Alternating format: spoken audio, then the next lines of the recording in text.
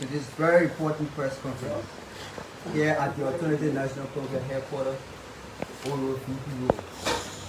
Members of the press, you are aware of the prevailing situation in our country, and we have a Deputy Minister for Information in Daniel Sano, who was entrusted with the responsibility to speak on behalf of the Liberian people, but instead he's using his platform for political mudslinging and petty insults on opposition leaders and political parties.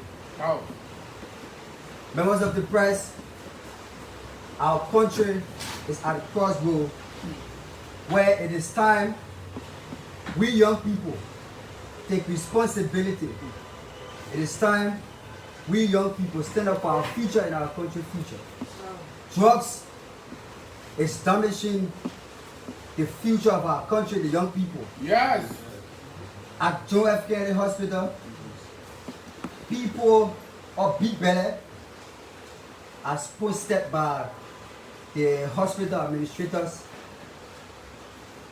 that we need to deposit a certain amount of money before we are touched. Yes, sir. Even if there is an emergency. You are aware, as watchdog of our country, that a big belly gave birth right in the face of JFK, only because she never had 200 US to deposit. It is sad, it is disheartening.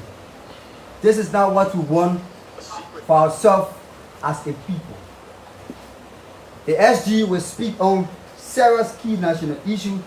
He's going to respond to a political errand boy in Daniel Sando.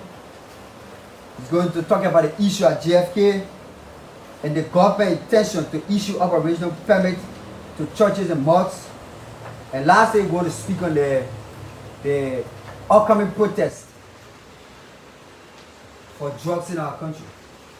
So ladies and gentlemen, I want to take this time to welcome to the podium the all-powerful SG of the Indomitable National Congress, SG Ali Kelly. SG,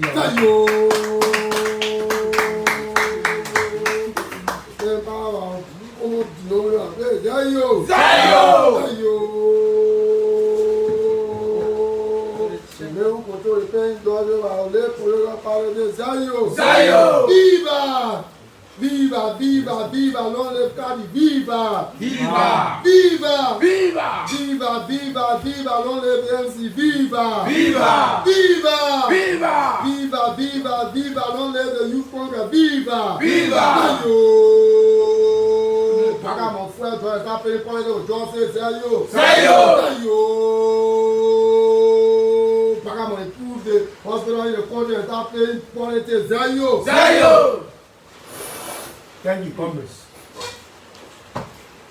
Executive of our party in absentia, that is the National Executive Committee of our party, presided over by the able chairman, Chairman Lafia Ibu, members of our National Executive Committee, members and stalwarts of the Indomitable National Youth Congress of the ANC,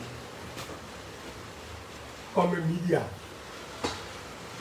Today, we are here to respond to what we consider to be issues that are taking on the national stage. It is important to respond to those issues because it brought us on the well-being of our people, it brought us on the stability of our country, and it brought us on the livelihood of the suffering masses of our people. Initially, we said to you that speaking to the press is going to be on a Monday basis on behalf of the National Youth Congress of the ANC. But those issues are so provocative that we cannot pretend to ignore them until the end of the month. Recently, we witnessed a sad situation in our country. A scene that people shouldn't see. A scene that our country should be ashamed of. A pregnant woman giving birth on the street of JFK. That is an unfortunate situation. That shouldn't be happening in our country, a country that should be part of the 21st century. A country that says we have leadership, a country that purports to have a president for the 2 years of government experience. That shouldn't be happening. That is an unfortunate situation. Our parents are angry. Women across this country are angry. That is blatant. It is an unfortunate situation that we say. And therefore, we call on the JFK to desist from instituting, should desist from operating, and should desist from carrying out such a draconian regulation. Yes. Pregnancy is an emergency situation. Most pregnant women in this country, after 9 months, you do not know when you give birth. So it is an emergency situation that our people should not be turned away because they don't have 65 USD to deposit in JFK covers before they can be attended to. The next time such a thing happens, we will not only vibrate the system, we will get on the street and demand a total overhaul of the JFK facility.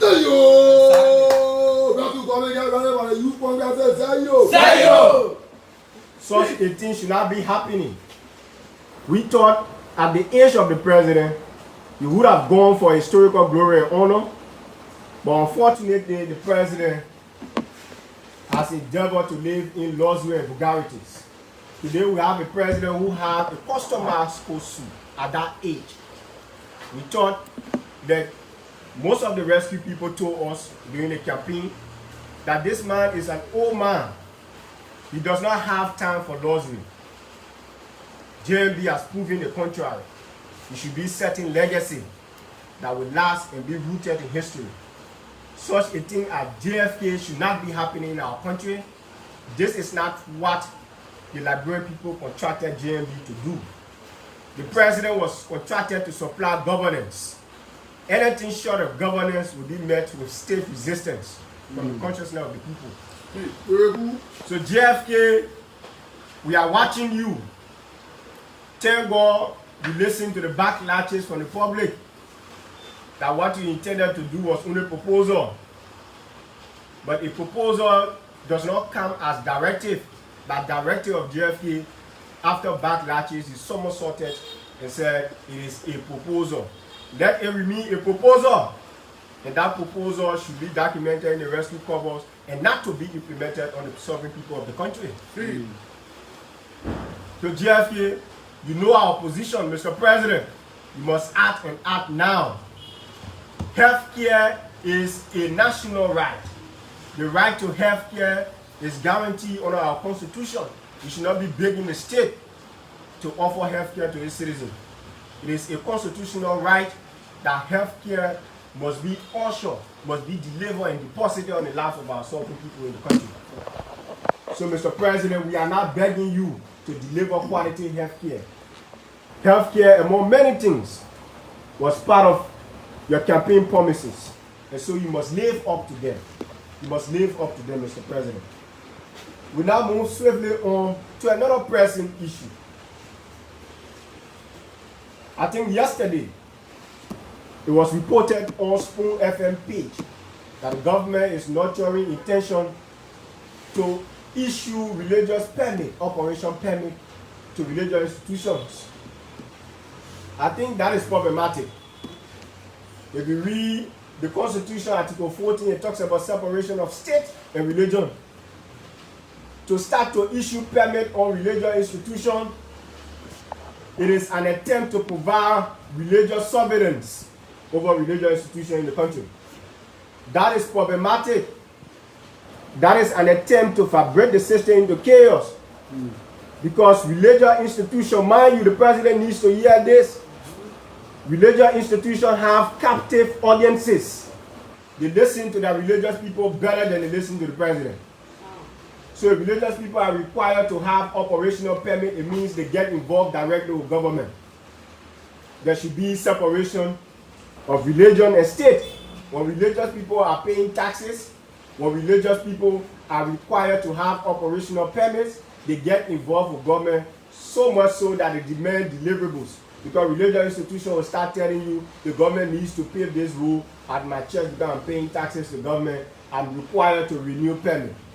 What is also fundamental to understand is the fact that when you demand religious permit to operate, those religious leaders that are tough talking on government policy will be denied permits on the basis of politics. Will be denied permits because when you are firebrand and you are upbeat against government policy, government will deny you permit. We don't want that to happen in this country. People can do anything in the name of religion, so the government should be very wary, very reluctant to introduce something that will derail the peace. The president has so much to focus on. The president has so much to focus on. Religious permit is not blocking foreign direct investment. Religious permit is not the hindrance to road pavement in the country. There are a lot of struggling graduates and unemployed graduates across the country. These are real things that are confronting the masses of the people in the country. The president should not compound the situation. What is currently happening in status quo is that the president and other people in government will think, look, religious people are doing this. If there are contradictions in society that are oozing out of religious practices, then you must confront those issues. But to compound them to say, we will restrict you and provide religious surveillance, we will restrict you to do X, Y, Z thing, we will give you permit becomes problematic in the country because religious uprising can be far more dangerous and the effect is far more reaching than a political protest. We have seen that in history. We witnessed the crusade, we witnessed jihads. You don't want to degenerate into such things. The government should be very reluctant and focus on the deliverables in the country. However, Daniel Sando, the deputy minister who is intoxicated with government salary, he takes pride in talking loosely and spewing out insults at permanent people who perhaps he will never reach their level. The little job they gave him is intoxicated to the extent where he's proving to be a deviant to society and a very dangerous example to the unsuspecting public. Daniel Sano took recently to one Atai center and said he is ashamed of explaining to his children how a political leader dropped from 7% to 1%. Let me tell Daniel Sano what he should be ashamed of. Daniel Sano should now begin to explain to his grandchildren how he's serving the government that is presiding over plenty while our people suffer. Daniel Sano should be concerned about the number being reported by the UNDP and the RRC, that in a country such as this, we now have 25,000 up to 100,000 Zogos in the country. These are numbers Daniel Sano should be concerned about and not electoral pools. Daniel Sano should be concerned about the unemployment rate in the country. These are numbers he should be telling his children that I'm presiding the government that is presiding over the country covers, and these things are permeating society. What Daniel Sano should be concerned about those numbers are numbers where in the rural part of the country, schools are deplorable. People don't have access to safe drinking water. The number of people who do not have access to safe drinking water, these are numbers Daniel Sano should be concerned about. And the ombudsman agree with me on this point, that Daniel Sano is a danger to government. He's a reckless government official that needs to be uprooted from the system so that the system can thrive. The ombudsman agree with me recently. The ombudsman calls for his removal from the position. So you see, he's one of the bad apples in government. He's one of the bad apples in government. He has violated the code of conduct, and so he's been shortlisted for removal from the office of the deputy minister.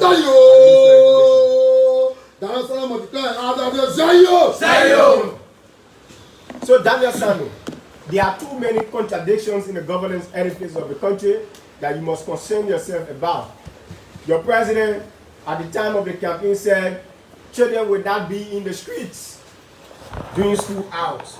We have more children in the street now during school hours. These are numbers, real numbers that the president and Daniel Sano should be concerned about.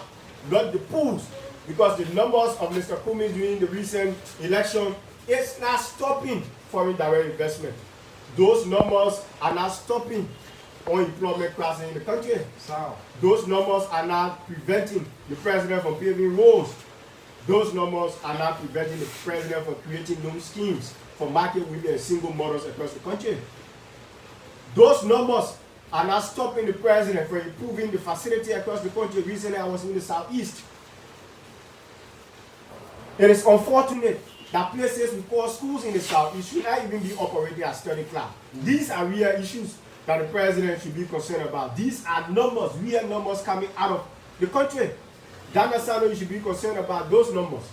Instead, you come and play politics. Look, nobody play politics with real issues. If the people are hungry, there's no amount of propaganda that Dana Sano and the information minister, Jeremy Pia, can put out there to suggest that the people's stomachs are filled.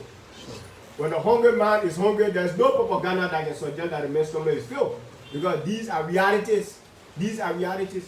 When Party Honda generator makes over 3,000 USD and goes to birthday parties and throw about money, these are real issues in the country that Dana Sano and the rest should be concerned about. The ANC not being in power is not stopping the president from delivering those things. But this is a deflection tactics on the part of Dana Sano. And we in the ANC, especially the Indomitable National Youth Congress, we are not going to take this lightly.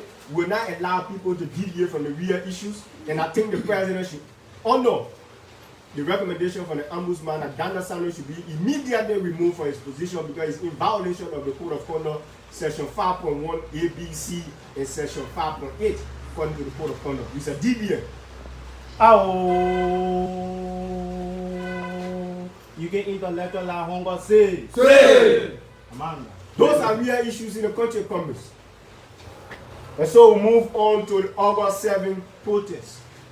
Tomorrow we call on Liberians across the country. We call on our mothers, our sisters, because like I said initially in our press conference on July 31st, we were in school with some of these brothers and sisters. We graduated from school with them. Those are smart brothers and sisters. Those we refer to as Zogos. They were in school with us. We attended institutions together. Today they are falling victim of a socially condemned livelihood. We call them Zogos. These are real issues. The numbers are swelling every day. The Zogos, the ghettos now recruit more than the religious people. The Jehovah's Witness people are not even recruiting the Zogos. The ghettos are swelling up. These are real numbers the government should concern themselves about. A whole generation is being lost to drugs, and the president is intellectualizing drugs. You have a misguided deputy minister who talks loosely, ignoring reality and playing politics. This is unacceptable to the masses of the people. It is unacceptable. Our brothers are being lost to drugs. These are real issues that the government should concern themselves about. So tomorrow we call on the Indomitable National Youth Congress to assemble here at the headquarters of the ANC. We call on our brothers and sisters to assemble here at the headquarters of the ANC to join the protest, to demand solution, to fabricate the system, to call the government attention to this creeping nightmare. It is a national security concern because when these people degenerate into the slums and ghetto, they become susceptible to manipulation. People easily hire them to orchestrate violence. We do not want that to happen in our country. Exactly. The president must pay attention. Instead of the president enjoying luxury and comfort in $1.6 million vehicle, he should be concerned about a lost generation that is about to happen in Liberia. The president should be concerned about those of us who graduating from university, unemployed graduates and struggling degree holders. The president should be concerned about them. How does the president invest in private sector, expand private sector growth? How does the president invest in entrepreneurship? These are real numbers. These are real issues that the president should be concerned about. And we believe in the ANC. Like I gave you this scenario before I close. That you see the motorcyclists, when one motorcyclist is graduating, all of the motorcyclists across the country most often will join in celebration because that is their own. The reason why we are still struggling with attracting investment in the country because the one man suited to attract foreign direct investment has not yet been given the opportunity to sell. Mr. Cummings comes from the corporate world. And for business people to have confidence in doing business in your country, they must trust the leadership in power. Since Mr. Kumi is one of their own, it is very easy to attract foreign direct investment because he belongs in the corporate world. That is his brother. When President Weah was president, it was easier for Samuel Eto'o and Didier Drogba to come here because he came from their ranks and file. So Mr. Kumi came from the rank and file of the public world, the corporate world. It is very easy for him to attract foreign direct investment because, mind you, what the public do not understand is that when President Boubacar goes to Dangote to come and invest in Liberia, Marabio goes to the same Dangote to go and invest in Sierra Leone. Paul Kagame will go to the same Dangote. But what will stand out is the caliber of leadership that will be presented before the investors. So the caliber of leadership, Mr. Kumi has intimidating credential in that line. So if Liberians, if the Liberian people want to see growth in the economy, want to see the corporate sector expand in our country, wants to see the middle class develop and muscle up to the upper class, we need to usher in a leadership that will guarantee the necessary corporate investment in our country. Mr. Kumi comes from that rank and file, and he alone can ensure that Liberia attract foreign direct investment in the manner and form that we want to see it. Thank you very much. Manda! Thank you very much, Omeyaji and Kelly. You listening to him, members of the press. But before you ask your question, we want to announce to the public that this press conference is going live on the closing argument, DN News, Spoon TV, from Page Africa, OKFM, Cool Online, the Liberian Post, focus on Liberia. We have a lot of media institutions here. If I don't call your name, you are invited and you are recognized. So open up for question, raise your hand, we'll recognize you. Ask the question. I'm a Gossin from Focus on Liberia.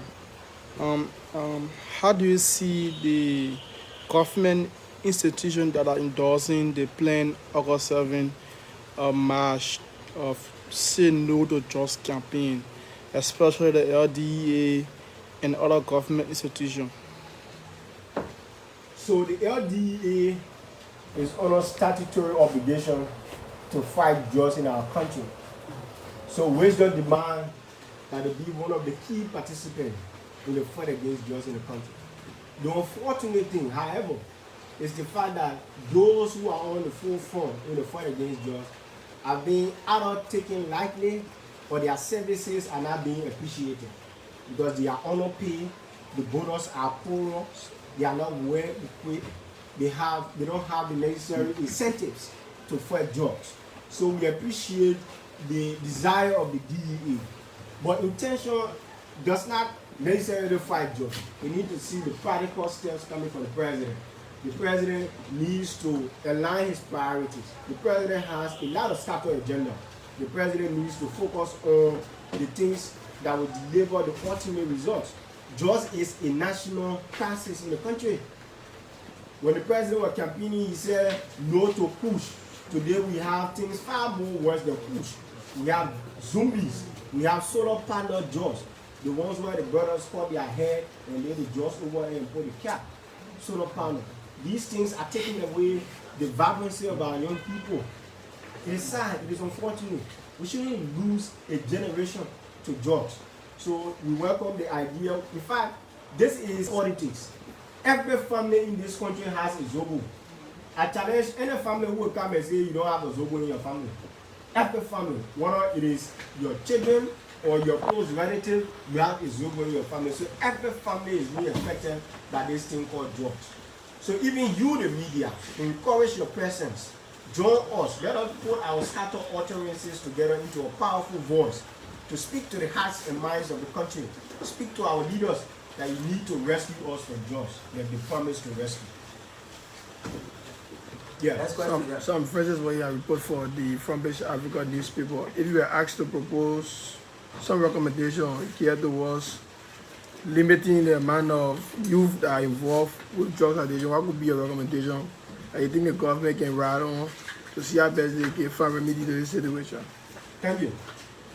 So in the ANC, we do not just criticize. After lamentation, we do recommend. Now, what we recommend to national government is that this thing is becoming systematic and structural in our country. All schools in this country, because I was in high school, the schools developed something called Super Friday. We saw young people being lost to Super Friday. The school should now develop a curriculum endorsed by the Ministry of Education that they must begin to teach drugs abuse. They must begin to teach our young people the effect of drugs so that they can prepare their mind for the public that don't get influenced by friends. Let us teach drugs abuse, because there's a sense in which most of them don't know the effect of these things. They get in the first time from advice from friends, they get pressure by friends, and they get involved into these things. So the government needs to inculcate that into our curriculum. That is one recommendation. The second recommendation is that, look, make the DEA service attractive so that people can want to work in DEA, so that people can have incentive to raid ghettos and stop dangerous people from bringing in drugs in our country. Because there's a sense in which DEA officers are underpaid and they are susceptible to accepting bribe for the different bullets. So if you pay your officers well, there's a sense in which that the drugs will be minimized at the entry point in the different corridors of our country. Now, the next thing you want to do is to invest in rehabilitation exercise across the country. This is a number that is alarming. Over 100,000 Zogos in the country. That is not something we should joke about. You need to nationalize rehabilitation centers, not the one the politicians are doing for votes. It has to be a national policy that will rehabilitate those folks and integrate them back into society. It has to be a sincere effort. And I believe the president should be a grandfather, a father. He should lead this fight against drugs.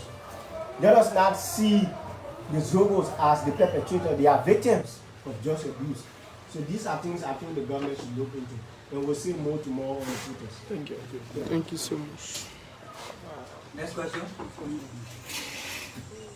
So, if there's no other question, I want to say thanks to all of you. This is how I would like to leave you. Thank you very much. And we look forward to see you at the end of the month.